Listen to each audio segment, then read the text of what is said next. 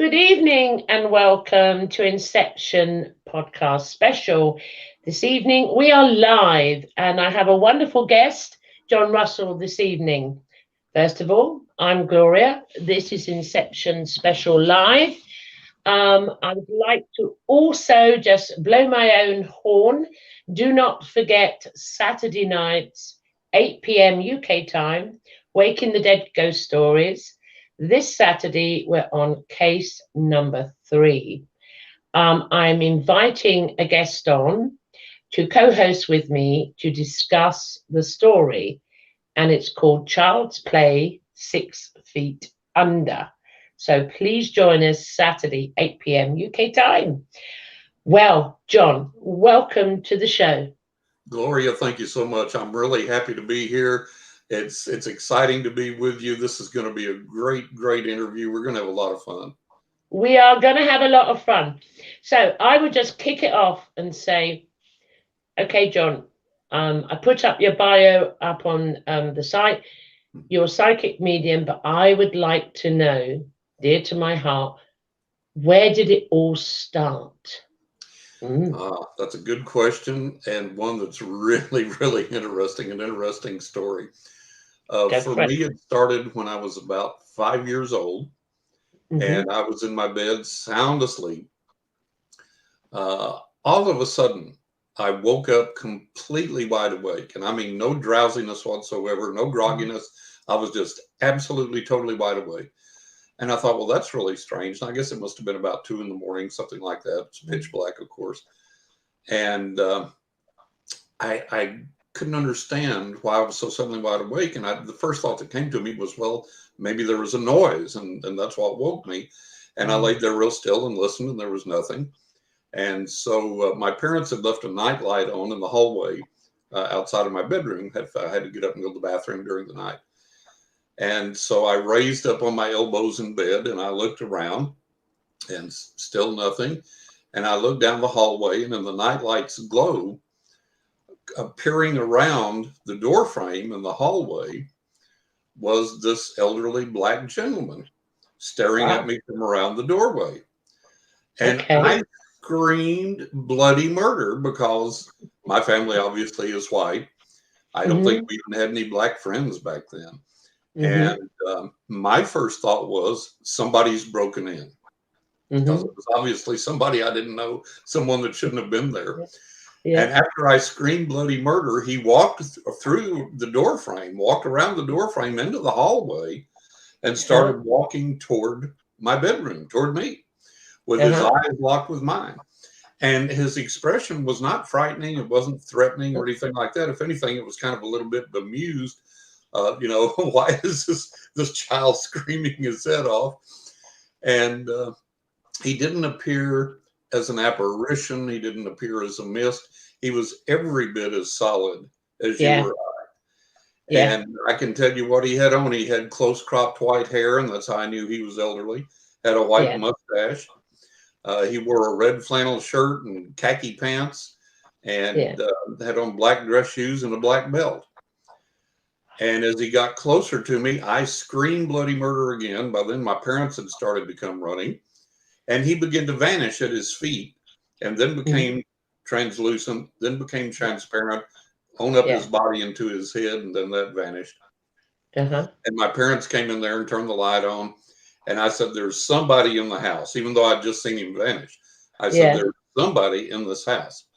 And they said, no, you just had something you watched on TV, and it gave you a nightmare. I said, no, I'm wide awake. I was wide awake. There's somebody in this house. And so my mother held me and tried to get my sobbing under control. And my dad went through our house, literally looked under all the beds, looked in the closets, checked all the doors and windows. Of course, everything was locked up tight. Nobody was there in physical body in the house. And so they tried to calm me and tried to get me back to sleep. And I knew better. I knew it wasn't a nightmare. I knew it wasn't a dream. I knew I had seen my first ghost.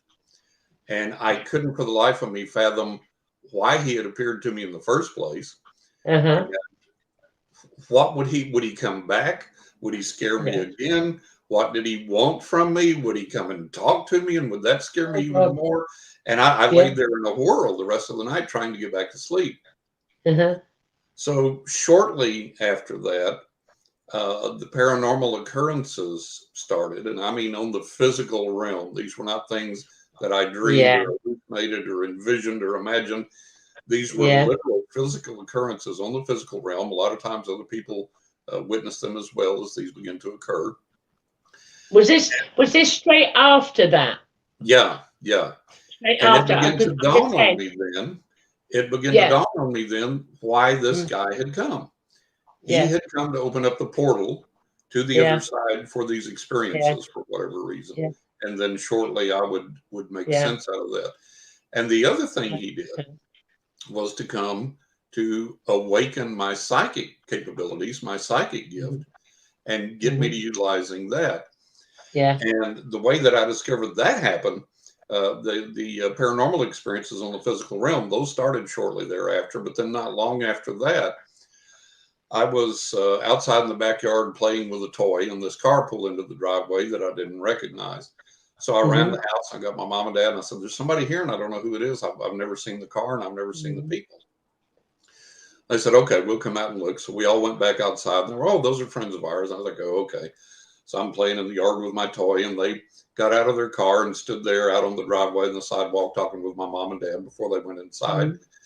And I was kind of like being a little brat and kind of being nosy and eavesdropping a little bit. And all of a sudden, I had this crystal clear vision. And I just walked up to where they were all standing. And I looked at the people and I said, "You've just been on vacation." And I said, "You took that car that's in the driveway. You drove that car. And you took 2 kids with you." I said, "You don't have them with you today, but they're your kids. You took 2 kids with you in that car. And you stayed at this hotel that was this color and this many stories, had these trees out front that looked like this. The pool area in the back looked like this." And the man was kind of looking back and forth at my parents with this kind of bemused grin on his face. Like, you freaked him out. You freaked him out. Yeah. And the mother, I will never forget, it was the greatest thing on the planet. She looked at me, Gloria, with her eyes bugged out, her jaw dropped, like I had cobras growing out of my nose or something. And she looked over at my mother and she said, "How the hell could he possibly know this?" And my mother said, "What do you mean?" And she just said again, "How the hell could he possibly know this?"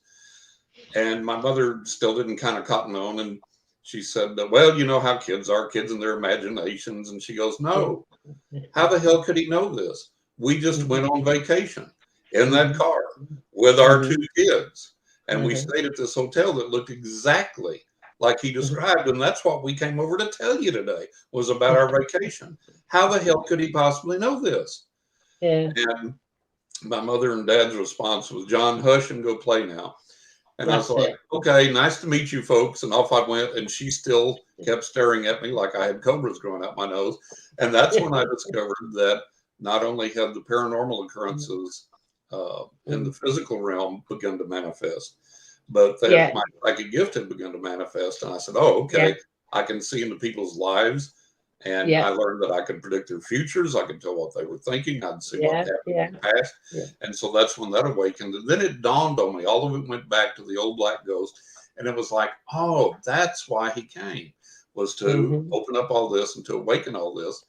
And since that time, I've never been scared since. Never been frightened since. It's amazing. I mean, I resonate, obviously, because I said to you pre-show, you know, I love hearing the different ways psychic mediums come in, and we have very similar stories in some way, and we all go on our own little personal path.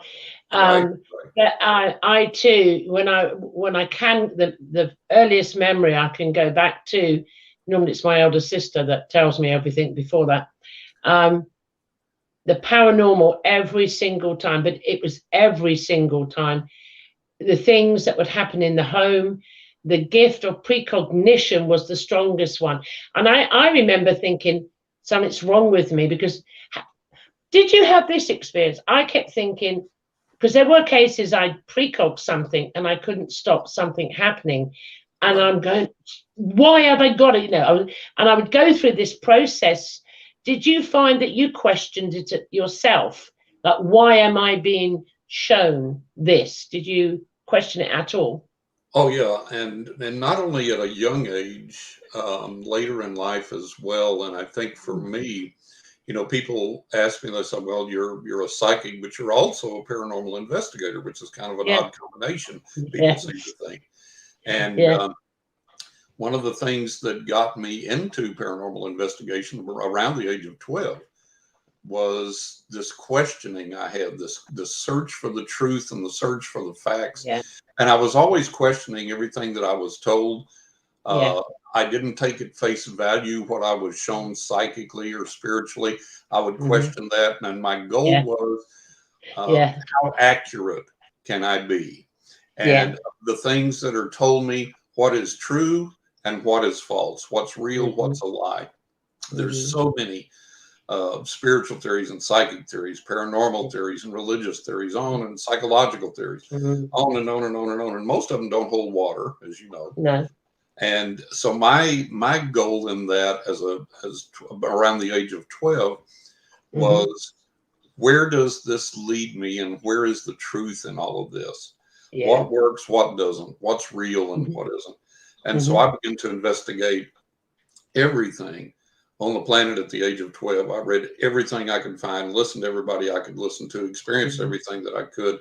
And I read books on psychology and parapsychology and religion and spirituality and psychic phenomena, everything I could find. And as a result of that, by the time I was 18, when I began to read professionally, I was conversant with every theory out there. And I discovered that a lot of things, and particularly when you get older and as times change and things advance, I learned that all that early education really served me well, because like when we got into the channeling era, well, channeling is just mediumship. It's just trance mediumship with a new name. And so I discovered as I went along, I was like, oh, all these things that are touted so highly and that are proclaimed to be new or proclaimed to work better than anything else, they're just this with a new label on it. They're just this. I agree. And I have noticed that, being slightly mature, guys, not that old, but slightly mature, like my wonderful guest. I've noticed new labels be stuck on something that's always been there. Exactly. Always been there. And the trance mediumship has been there from the get-go. I mean, the get-go. You can go back to the tens of thousands of years. It's always been there. It's not a new phenomenon. It's always been there. We get into that point. I've got to ask you, how did your parents react to you? You're 19 now. You're out there. How did your parents react to your family and your loved ones? Well, it was really interesting. My dad, I think, was a little bit of a closet believer in the paranormal, the supernatural, and psychic realm. But he was also, his family had been a very staunch churchgoer in one of the mainline denominational churches. And he knew, he had learned and had seen what happened to anyone that went outside of the approved, path there. They were castigated or made fun of, or, asked to leave the church or asked to repent or whatever. So even though he kind of believed in it, he was very wary to become involved because of the church. And then it also scared him. He was a very rough man and a very physical man. He owned a bar, and he was his bouncer in the bar. So he was a very tough guy, and he was a rancher. He had been a rancher and a horseman and all these things, and worked cattle. So he was a very strong, very physical, very rough guy who could handle himself in a physical fight. But with the spiritual dimension, there was nothing there he could grab hold of and defeat. It had control of him, and instead of vice versa. So that frightened him, and as a result, he tried to keep a far distance from everything. Now, my mother, on the other hand, that side of the family, they had lots of psychic experiences and paranormal experiences throughout the family history, and she was extremely interested in that. And so she encouraged me and gave me what advice that she could. And the rest, I tried to figure it out for myself as I went. Like I said, studying everything I could and meeting people and doing all the reading. I mean, at least you had your mum. I mean, I got to say, my mum at, I don't know, between 13 and 16, she had me whipped off to a psychiatrist. And I was diagnosed with schizophrenia and put on antipsychotic drugs because I was going around talking to dead people. Now, she did that behind my father's back, I found out. My father, I would say my father was more intuitive than anything. He really, and he didn't mind talking about his intuitiveness. Right. I think she was scared.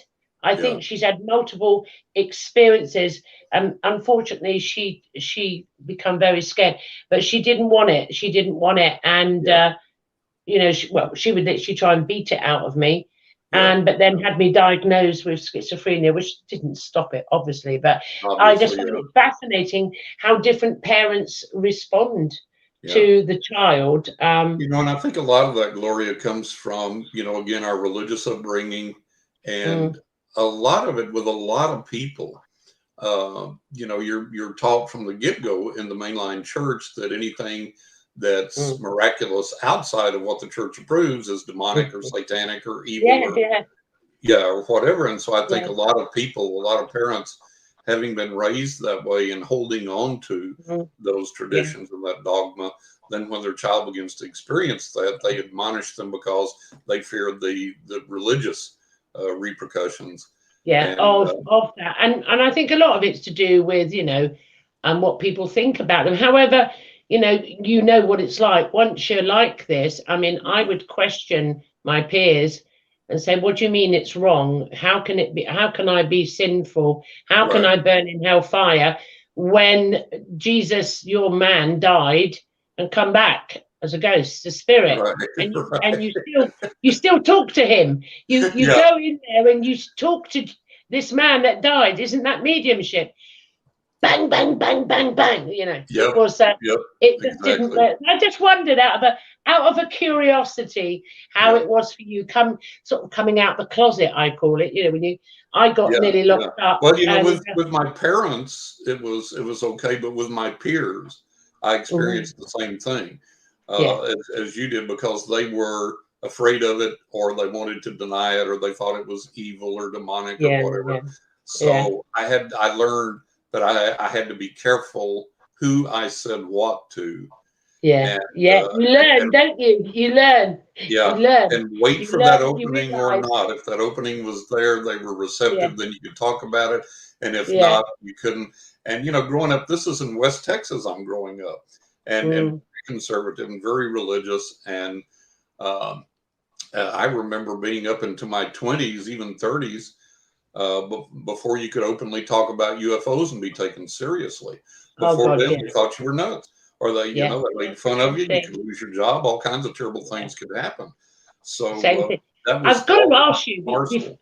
Sorry to interrupt, but I've got to ask you before we go to the next stage of your journey, which is fascinating. I never found out until I think it was 1997, 1998, when I saw the cover of Whitley Strieber's book. I had no idea, not everything I was seeing was dead people. And I saw the grey. I was having contact with greys. I never knew that until that time when I saw the picture on his book. I don't know how I never knew, but I just didn't. I thought they were like dead midgets or dead children, but it never read, or when they walk through the wall and with the biggest black eyes, because it wasn't in my reality or in my understanding, I had no inference to it. I thought all of these were just dead people looking weird, basically, because they're dead. I had no fear of them. Did you find that before or later on in life, like I did, that there are other beings out there other than... That's great, because by the time I was 18, I was reading professionally, and I'd had this gigantic amount of physical paranormal manifestations. A lot of other people had witnessed it. And the interesting thing was, I didn't believe in UFOs. I had read the books, I had read the literature, I had read the magazines, I had seen the interviews. I didn't buy it. I did not believe in UFOs. I didn't either. So one day I was close to 2021, I guess, right around in there. And I was leaving this building, and I came out. In West Texas, you have really violent, really severe weather.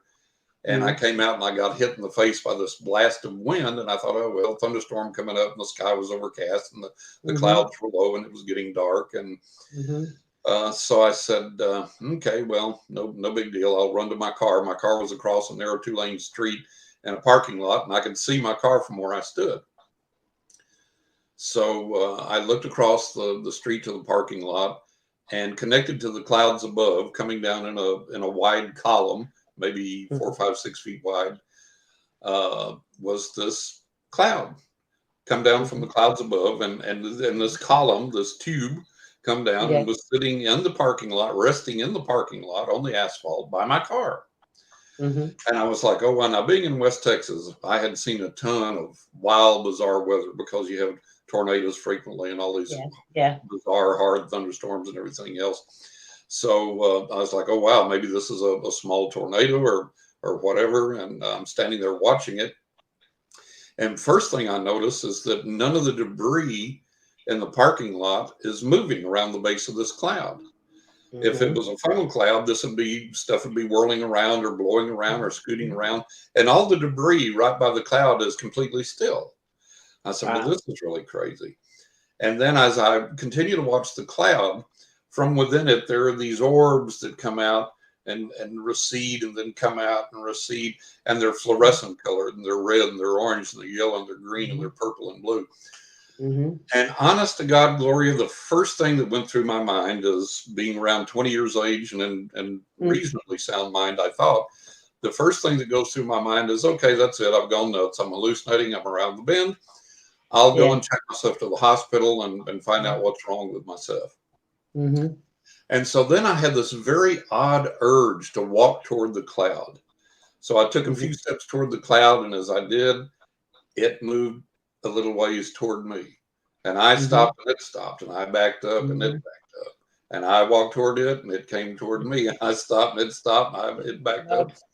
So I'm standing there looking at that, and I'm like, okay, I'm really lost it. I've really lost the plot. I've gone around the bend here. I'm nuts. And about this time, the door opens, whacks me in the back. And this friend of mine comes out and goes, oh, man, I'm sorry. What are you doing standing so close to the door? And then, without waiting for me to answer, he looks up and says, oh, boy, it looks like we're in for a big storm. And then he looks over in the parking lot and he goes, what in the world is that? And I'm like, hallelujah, I'm not nuts. He sees it too. So I said, watch this. And I walk toward the cloud, and it advances toward me. And I stop, and it stops. And I back up, and it backs up. And I do that a few times. I said, isn't that the weirdest thing you've ever seen? He looks at me like I'm the weirdest thing he's ever seen. He goes, bye. And he runs the other way. His car's parked down the alley. He runs. I'm left there with this thing now. And I'm like, okay, what do I do now? Well, all of a sudden, it goes back up into the clouds above, and they start moving over. So I run across the street, get in my car, and I'm like, what in the world was that? So I start my car up, and I begin to drive. Now, I know this town like the back of my hand. I grew up here. I know every area of the town, literally like the back of my hand. And as I'm driving, I know where I'm at. Well, it starts to rain. Now, this is not one of those everything's bigger in Texas stories.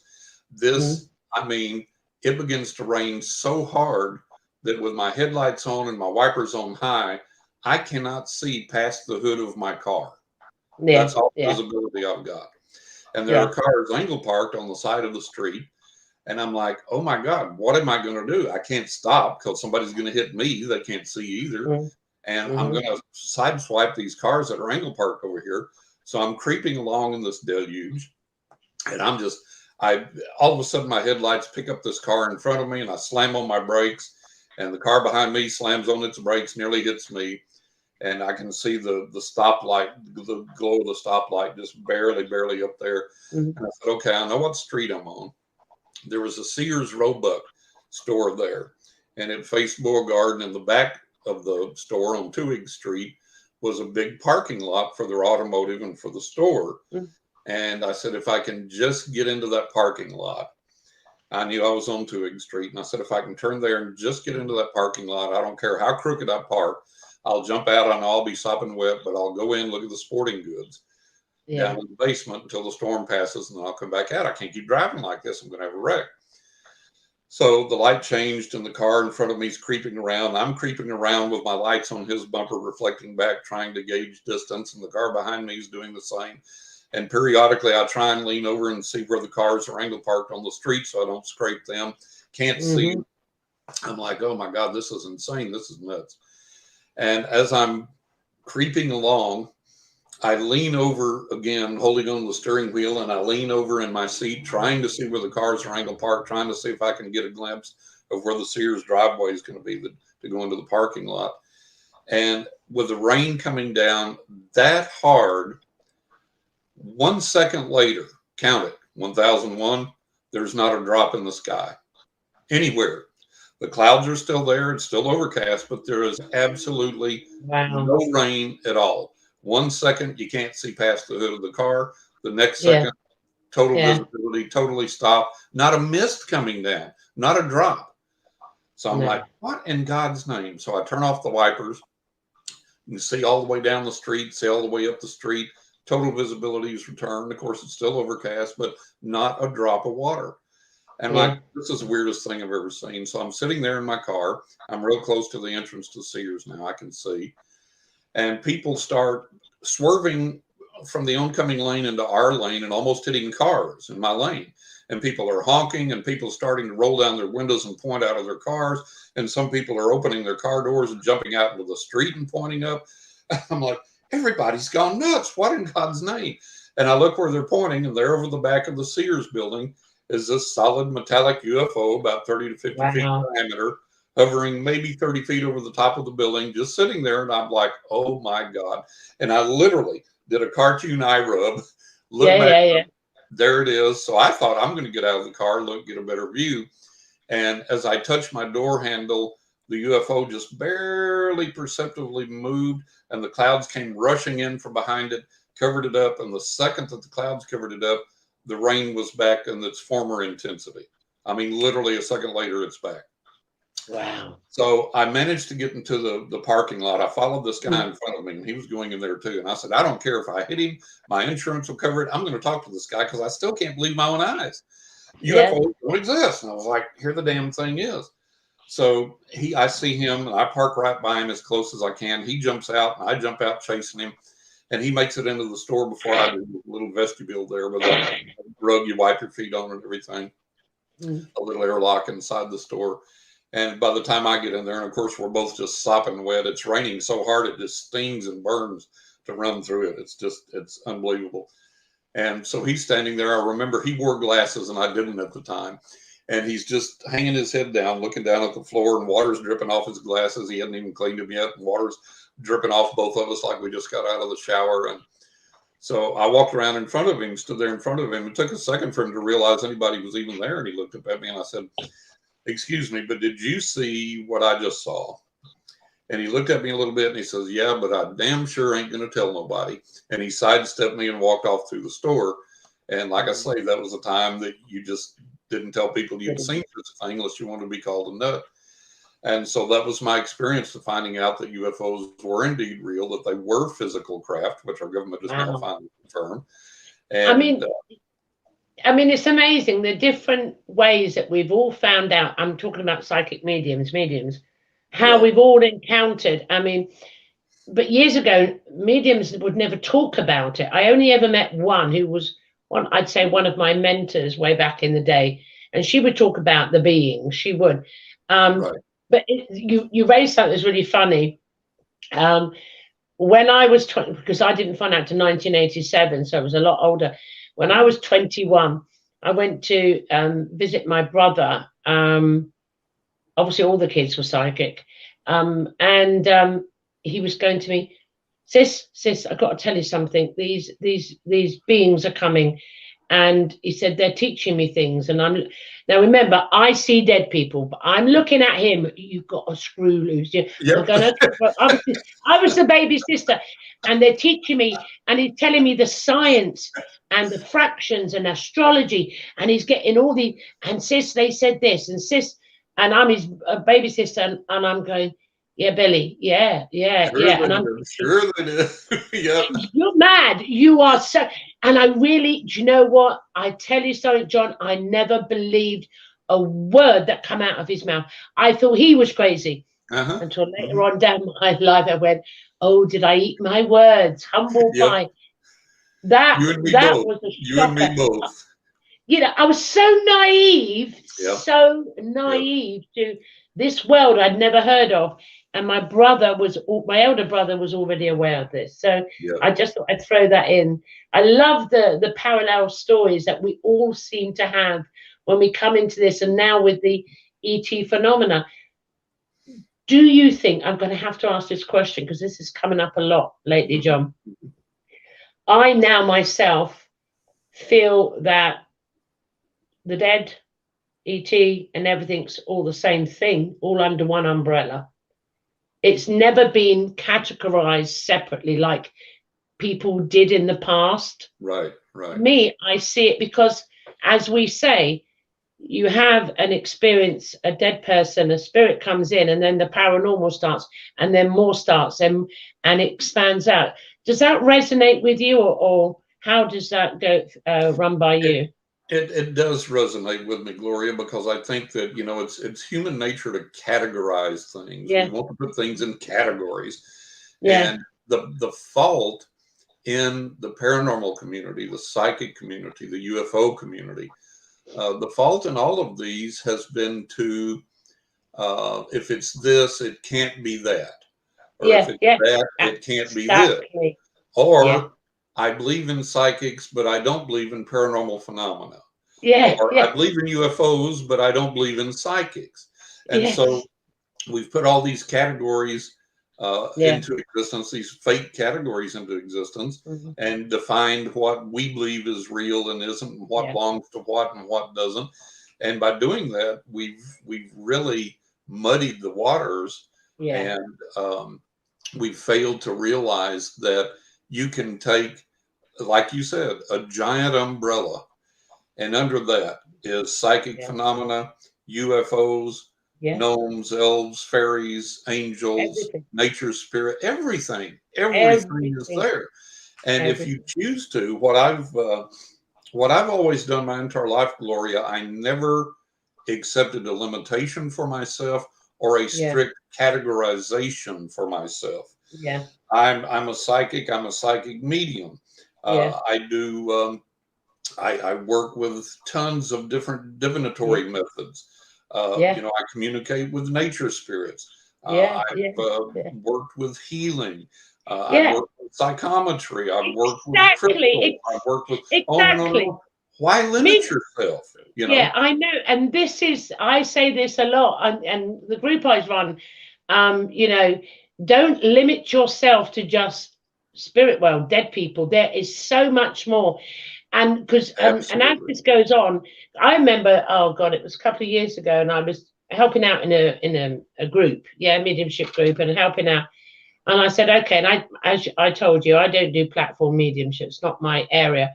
But I joined in to support the group, like to boost it up, power it up. And they were coming all the spirits in, and I see them. They're there. And I remember I was going, what's going on here? And at the same time, there was ET coming in together. And I thought, why are you showing me that? I know you're both there. But it wasn't until later on when I was teaching, it come back to me again. Don't allow them to limit themselves like I did in the past. Watch what they're instructing me. And my God, some of them now are coming in with elementals and channeling, and I'm going, yes. I wish I had that back in the day. Absolutely, because it's all there, isn't it? It's all there. I'm writing on my my third book now, and it's going to be titled 20 Ways to Increase Your Psychic Abilities, and each chapter is a different chapter, and it covers a specific paranormal or psychic technique. Like the first chapter is on psychometry. It defines what it is. And it tells you explicitly, don't care who you are, if you've never done anything before, it tells you explicitly, step by step in clear detail, how to learn it, how to practice it, how to get good at it, and then the real world application of it. And so I'll have 20 different techniques in this book when it's finished. Brilliant. I'm close to halfway through now. And so it'll be a very well-rounded thing where it doesn't just teach you one thing, it teaches you 20 things.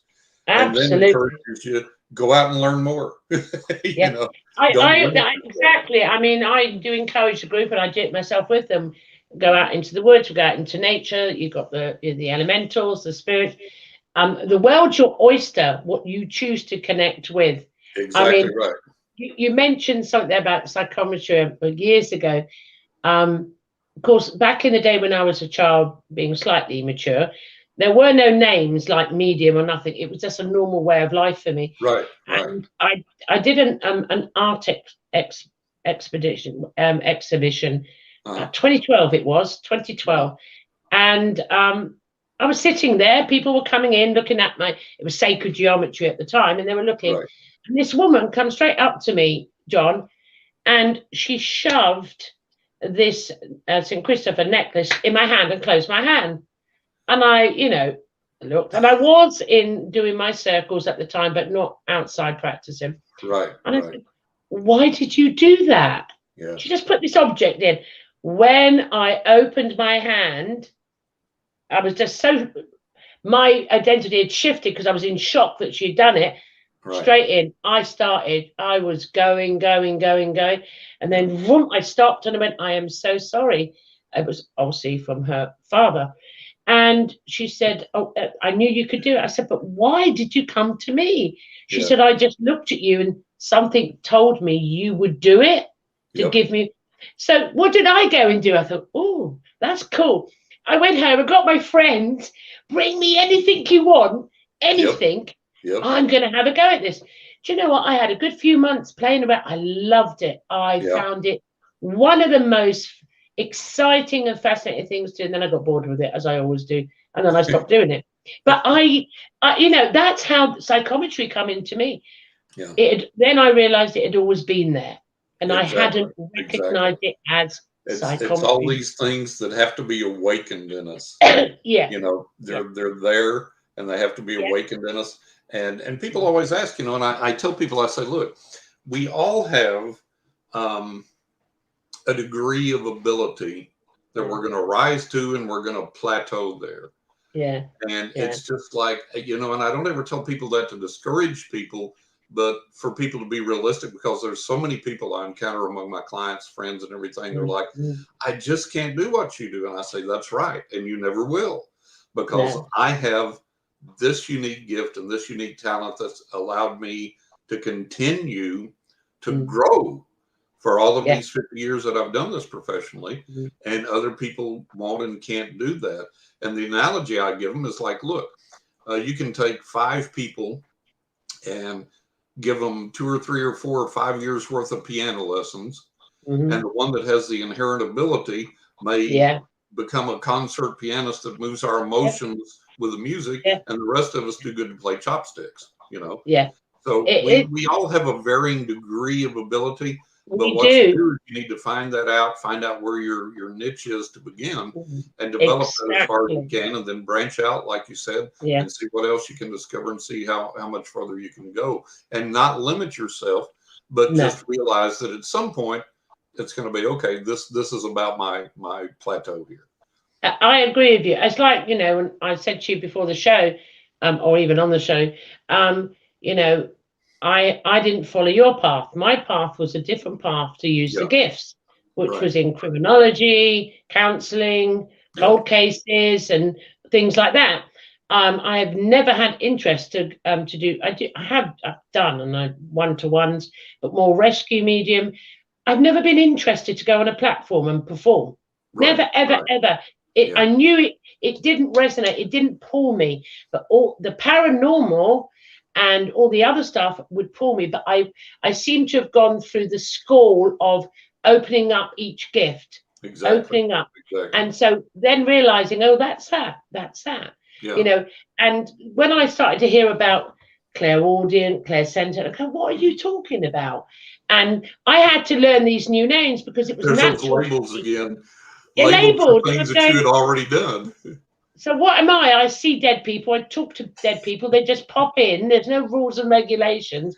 And it's been like that since I was a toddler. And I had to learn these labels again. So I encourage mediums that are coming up now, be the medium you are. Exactly. Don't take any label off anybody. Exactly. You do it your way. You find your niche, like you said. Yeah. And you may not be on a platform. You may not be but you may be using this gift for humanity another way. That is your purpose. This is what you're supposed to do. That's what we have to find out is, what am I supposed to be doing to manifest the gifts that I have for the good of others? And that may lead you in an entirely different direction, like you say, from someone else. And you know, not everybody is going to be a this or a that or the other. You know, it's like with you, I have done a very, very small amount of work with law enforcement, but it was never anything. It was kind of like the other side was like, we're kind of in a bind here. Get this guy through to John. John will do something, but that's not John's calling, right? And so I never was led into a career of working with law enforcement. I've done it a few times, but it never became the main thing that I did. You know, because it's not your pull. Everyone has my call. No, it's just not. But for me, as I told you, I love hearing other psychic mediums, how they come up and the experience, because they're very similar, but how we all branch out after all the experiences. We all branch out to a certain field, and we fit that niche. We're supposed to be exactly where we are doing what we're doing.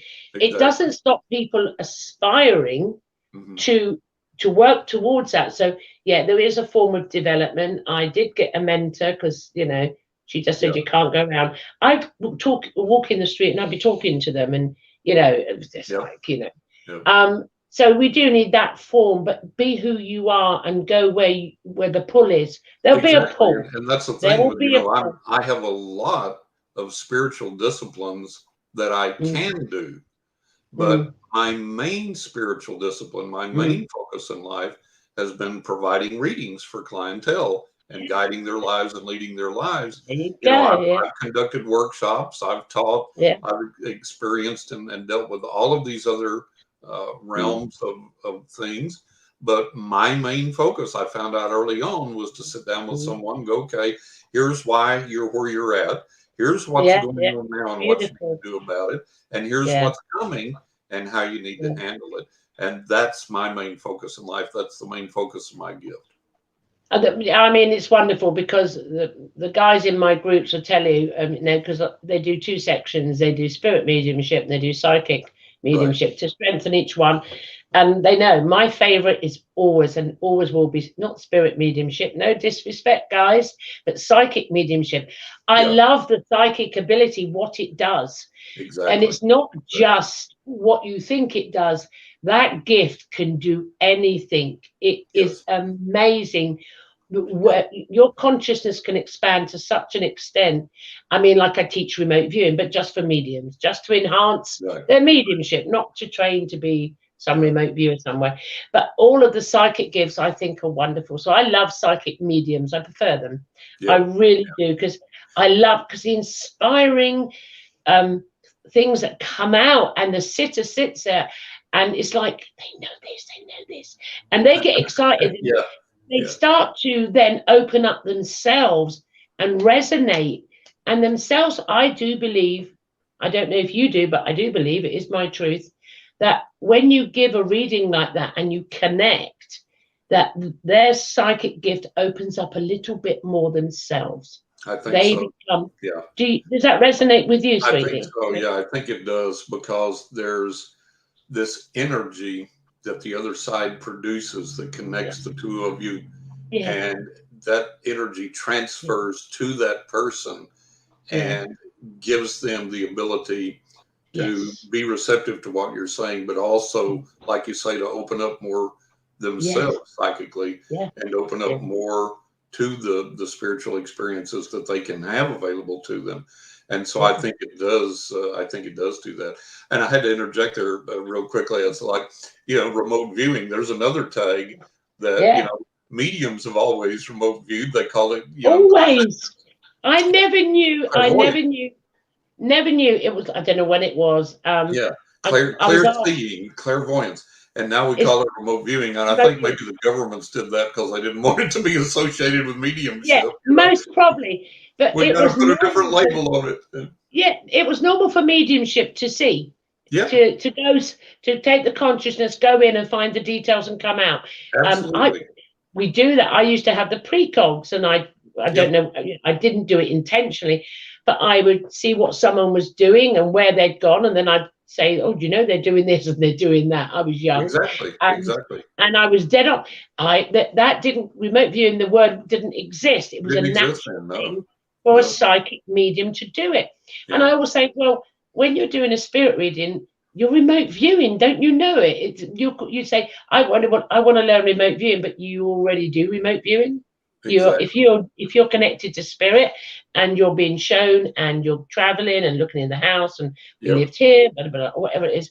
And again, a label was stuck on the label. Now it's remote viewing. Go and pay tens of thousands of pounds and be trained up. Well, you've got your own psychic gift, do it yourself, pay a small amount, pay a small amount and get some guidance, just pointers, how to control your own energy. There's a lot cheaper ways to learn these things than what people are being led to nowadays. There's a lot of people that are making outrageous amounts of money. I agree. That you can teach very cheaply and very easily. Yeah. And I agree. hate to see that. I hate to see people get taken advantage of like that. I mean, because half of us, even though I do remote viewing when I do whatever I do, I'm never going to be a remote viewer in brackets. Right. So why would I go and pay thousands and thousands of pounds and wait for someone else to tell me you're limited, you can't do it yet until you pass level 2. You're limited, you can't. No. I mean, if you're going to be a remote viewer, you'll be one. That's it. And that's another thing, too. And I'm glad you brought that up, Gloria, because people need to understand there's no special knowledge to attain through a series of paid steps. No. You don't pay for course 1 and then, well, you can't get no better till you pay for course 2. And eventually, after 20 courses, you get this master degree or whatever. That's baloney. That's nonsense. Yeah. It's like, look, you advance as fast as you're capable to whatever level you're capable. And there doesn't have to be a step that prevents you from getting to another step until you complete that one or whatever. That's nonsense. That's what people do to make money. That's all it is. It is about making money. I mean, I always wonder, did the Oracle of Delphi go on a PhD course and pay and all the rest of them? Do you know? I mean, the seers, and all the mediums, which were witches, that were burnt at the stake. They didn't pay anyone to do what they did. Exactly right. Exactly. I think what's it's misconstrued.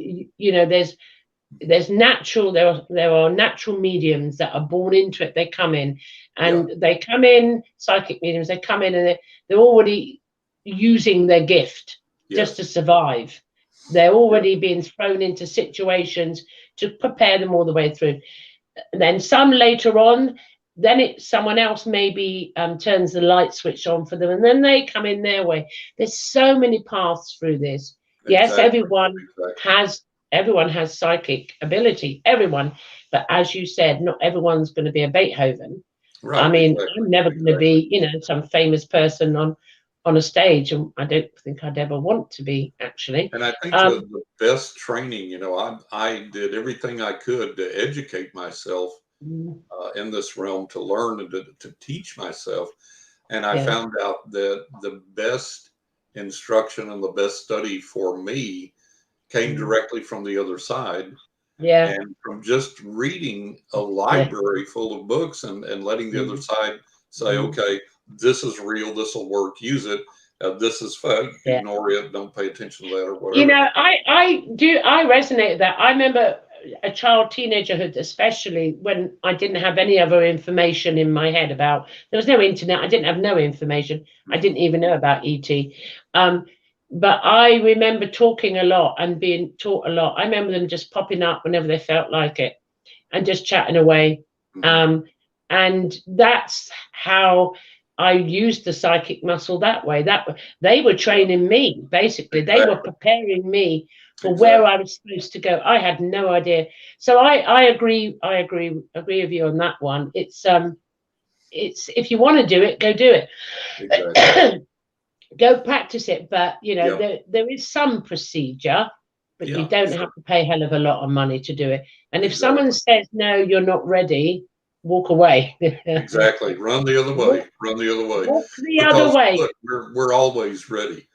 Always ready. Time that somebody tells you, well, you're not ready yet, or you couldn't understand this yet, or you can't do this yet, like you say, walk away from them, run away from them. Walk away. We're always ready. We're always capable of receiving. And you'll learn. I mean, how many mistakes I made over the years? Oh shit, I didn't do that again. Do you know what I mean? It's just it. I mean, I was never a Ouija board one. I had an elder sister that was, and she liked doing that, and that went absolutely tits up. Let's just say, not very nice at all. And I was 13. And do you think I touched that thing after that? I witnessed that, and I went, no, I'm not experienced enough to touch that. Yeah, right. I knew. I had to mature, and I'm still not. And why would I need that when I can talk to them? That was just me. That was just me. And that's what I tell people when they there's a lot of misconceptions about things like the Ouija board and stuff. I've used the Ouija board since I was a teenager, still do. I'm like you, though, I can talk directly to them, but sometimes I like that tool. Yeah, it's fun. Yeah, it's fun. And what I tell people is like, look, if you are fearful that you're going to encounter something that's dangerous or scary or whatever, this and the other, don't do that. Stay with techniques that you're comfortable with, and as you get more experience and as you grow, that if you feel led to branch out, fine. But don't just start diving into things if you have any trepidation about them. That's not that they're dangerous. It's not that something bad's going to happen to you. It's that you're not mature enough to handle it. And exactly. And you have to be discerning, and you have to have the experience to learn. Okay, it's like I tell my clients, I say, look, my clients over the years since I was 18 years old, and I've been reading professionally 50 years now, and my clients over the years have told me that I'm 80 to 90% accurate, which is wow, great, fantastic, okay. But what I always tell my clients is, look, let's take the high figure and say that I'm 90% accurate. That means 1 out of 10 I miss. And if I'm doing 100, I've missed 10. And big, huge things can fall through the cracks in those 10, right? So it's like the learning process. When you're learning these things, find something that you're comfortable with, that doesn't scare you, that you can practice comfortably, that you can get good at, that you can get feedback at and test yourself and learn and grow with that, to where you can become confident enough to say, I tell my clients, I say, look, if there's something I'm not sure about, I'll tell you I'm not sure about it. But if I tell you take it to the bank, you better listen. You better take it to the bank. And that is what, I get that. I've had that with my children, and they know it. If I say don't turn right, they know not to turn right. Exactly. They've always known it. Exactly. And because when that one comes in, it comes in so powerful. When I say don't do this, don't do that. It's not too often, but when it has come in, it's what there was. I'll tell you, there's one occasion. It was my ex-husband, and I had this vision straight away. He was supposed to go somewhere on the Saturday, and I was shown everything that was going to happen, clear as day, the color of the cars, I was in it, and there was to be a major pile up. Exactly when he was going. And so I remember begging, don't do it, please don't go. And it went on, and I nagged enough for him not to go, and his brother went. And that was that. When his brother come back, his brother relayed the pile up, exactly the cars, everything, the colors I'd seen. And I just went, thank you God, like that at the time. Not very often did that happen. There was many times I couldn't stop an event. And that's when I said to you earlier on, I'm either cursed, I'm not blessed, I'm cursed. Because why am I getting this, you know? Right. But, Right. you know, when it was needed, and that was the time it was needed, it wasn't needed to stop him being killed, because Mhm. you'll die when you're supposed to die. Mhm. I didn't realize it at the time. It was just me tuning into that gift to an extent Yeah. that this is your proof, Gloria. This is what you can do. So I And didn't save anyone's life. people to show other people the reality of that spiritual life. Yes. Yeah. So I didn't save his life Yeah. because he'll pass when he's supposed to. He's still going. Right. Right. That's him. But it wasn't until later on. At the time, I thought I'd saved his life. Mhm. Which that's the maturing, that's the learning, Yeah. that's where you go through it. And then I realized Right. that, no, that was for me. That was for me. Right. This Right. is what you can do. Exactly. Yeah. So Exactly. evidential. Yeah. Because we can't read ourselves, well, I can't read myself. I'm crazy. I can read myself. I've been fortunate Oh, enough I to be can't. able to I'm read too myself. crazy to read myself. Yeah. I wouldn't believe it. Yeah, there's a lot of people that I've talked to that can't, but I've always been able to. Yeah, And you're lucky. the other side has really provided phenomenal insight and guidance for me and insights for me, and still does. And that's one thing I'm really grateful for, is to be able to do that for myself. Yeah, because that's obviously a very handy thing to have in life. I don't think I'd want to know, actually, John, but I think I'm too crazy. I love being crazy me. I love being who I am. I And hear you. I hear you. I have tried, you know, and I go, no, I can't do this shit. Yeah, God. Yeah. Even though I am what I am, I'm still a healthy skeptic. I Yeah. got an analytical left brain because of Yes. university criminology. It still kicks in. I go, no, Well, that's you not have true. to. You have to. And Yeah. that's, I tell people I'm one of the most skeptical psychics Yeah. that you'll ever meet. But Yeah. it's because, you know, people make so many ridiculous and outrageous claims. Yeah. And people will Yeah. swallow that whole without ever bothering to investigate it. And it's like, Yeah. look, if you can do this, then show me you can do this. And if you can't, Yeah. then you're lying. Then you're a fraud. And it's like all the things I have made, especially in my 2 books I wrote about the experiences I've had in my life, my 2 books, all the true psychic and spiritual stories and everything, supernatural events that have happened to me and others have witnessed. And I have made in those books outrageous claims, but we have video, we have audio, we have still photographs, Got evidence. we have eyewitnesses to these things. So it's like, you know, people say, "Oh, that's crazy," and I say, "Yeah, but so and so and so and so and so and so witnessed it, and they can verify it." Or we have it on video. It's like when I shot a TV pilot for the History Channel here, which unfortunately never aired. But while we were shooting the TV pilot, we captured paranormal phenomena on film while we were filming. And the crew experienced it with me, and I did everything in my power to make believers out of the crew, because to me that was the important thing. Was like, you need to understand this is real, and we can interact with it, and it can help us, and it can help us to help others. And no, I agree. I mean, on that note, that's the segue. And before we close the show, please share with the audience and myself your books, the contents of the books, and then how people, where they can purchase your books or get hold of you or anything else like that. So you can sell yourself shamelessly. Sell myself. There we go. There we go. For the listeners in the UK, my books are available on Amazon UK. And for people in the States, they're available Amazon, Barnes & Noble, Books A Million online, several other booksellers online.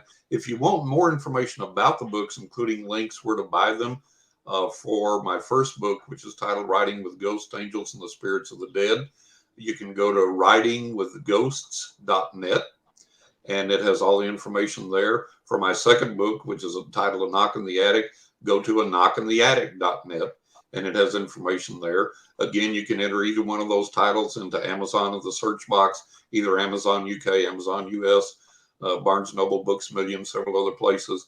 And then if anyone wants to find out more about me, would like to get a reading with me, go to johnrussell.net, JOHNRUSSELL, johnrussell.net, and full information is there about me, my qualifications. I've got over 80 client testimonials there. several other things, media testimonials, and so on and so forth, and the rates, how to schedule a reading. Right now, it's about 3 months till I can fit you in for a reading. Stay pretty busy, and that tends to go in and out, sometimes a little further out. But I think it's worth the wait, and better than the quote unquote big names where you wait a year or two and don't know what you're going to get and pay $800 for it. So, yeah, so that's how everybody can get a hold of me. And also, I've also put up on Inception page on Facebook, social media, all the links to John and his bio to give you, if you've forgotten what he's just said. I have to thank you so much. I enjoyed it. I thank you. This has been great. This has been a wonderful conversation. Had a great time. And meeting of the minds here. Yeah, mutual meeting of the minds, and we'll have to do it again. And appreciate all the listeners. We are definitely going to do it again, because we're going to go down another rabbit hole again. But for me, it's fascinating. I love talking to psychic mediums. I love hearing the journey. I love hearing how things happened and where they went with it, and what have they done with it, and the different paths that we all go on. So thank you so much, John. We will do this again. Trust me. Oh, bless you. And to the audience, or those that are going to watch this on a replay, I'm Gloria, and this is Inception Live Chat Show. Bye, everybody. Till next time. Bye-bye. Here we go.